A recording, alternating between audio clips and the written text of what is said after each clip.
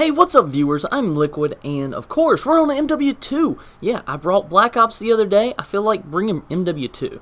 And of course, the other day wasn't my gameplay for Black Ops, but we have some MW2. And it's my gameplay because I just played it, and I'm pissed off. I played all of 2 games on this game. Actually, 2 with real guns. Actually, no, this is the first with a real gun. I had it right before this. A guy dropped a nuke, and I was like, oh yeah, that's right. I can drop a nuke. Let's go for that. Well, I was in a great spot to begin with. I was getting kills. They had no clue I was there. Well, they kind of did because they kept shooting at me. However, the bushes do not support you very well. You need freaking concrete, a tank, or something that is a little bit more protective because you get your shit popped off, especially without any, sleight of hand, and or the hills. Apparently bullets curve down hills because I swear I was down a hill. Oh well, I get a Harrier.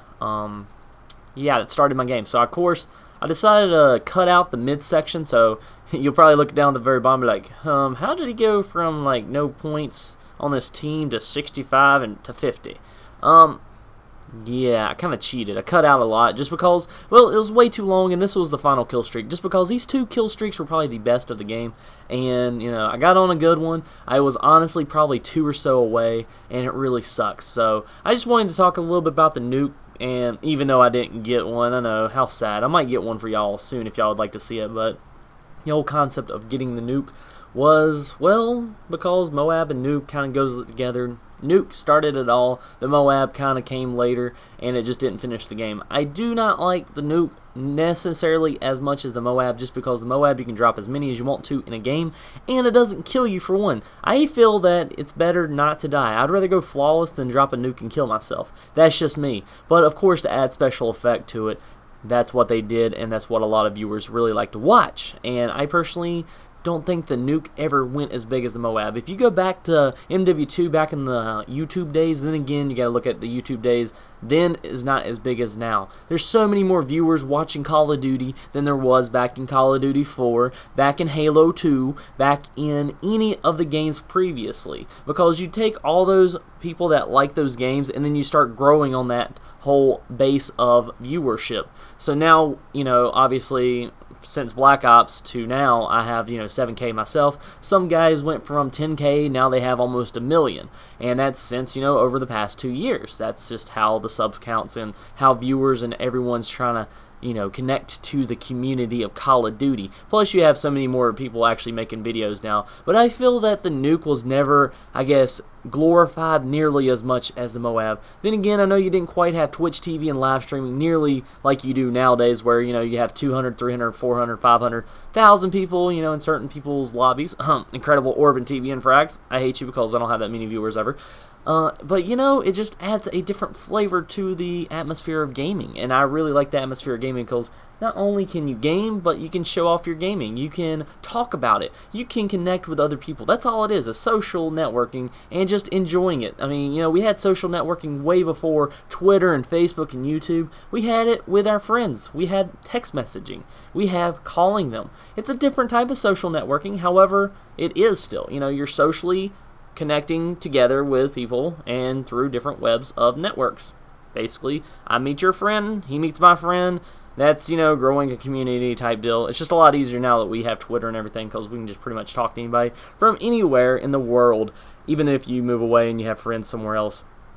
So here, of course, Chopper Gunner is just natural to have, of course, with the actual aspect of a MOAB. Why did I say a MOAB? I meant a nuke. God, my brain's freezing. Yeah, I have not been in the MW2 scene in a long, long time. This is probably one of the first few games that I've played since a little after Black Ops 2 released. I just do not like this game that much. I feel that I die way too fast, even though I know people die for me. It's just like MW3. Now, we'll say these 2 probably rank at the bottom of my Call of Duty experiences. I loved Call of Duty 4. I loved World at War. And MW3 is definitely not a fan. MW2 is not a fan. Black Ops was pretty good as well.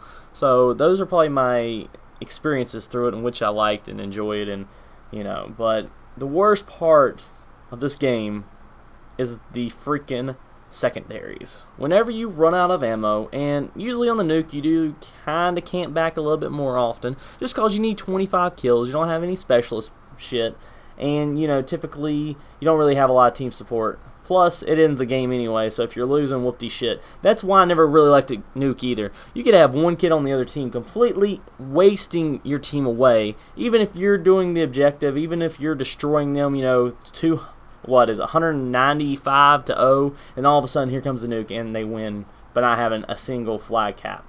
Yeah, that's pretty dumb to me. I just personally don't like it, and here I get a little bit too close, and I want to say if I would have hit that kid and that second kid, I might would have got a freaking Moab, but this kid's hard scoping me, and he messed my grenade up, and I died by my own damn fucking grenade. Yes, it sucks really bad whenever I was that close. I had to be a few off. I felt it. I was on it, and that shit happened. Because kids camp in the damn house, and then they sit in corners and camp. It doesn't matter what Call of Duty you play, you never were going to raid these freaking campers. They need to implement a freaking, you sit there more than 10 seconds, you die kind of rule. That's just what I believe in, just because I like a rushing type game. That's just me personally, but everyone has their own opinions. This is not realistic, feels realistic. We wouldn't have Painkiller in this game, we wouldn't have Dead Man's Hand in the next game. So, that's just my opinion. Go play Battlefield, you haters on realistic games. I'm just kidding. But seriously, viewers, I hope you enjoyed this. Something different. And until next time, I'm Liquid, and I'm out.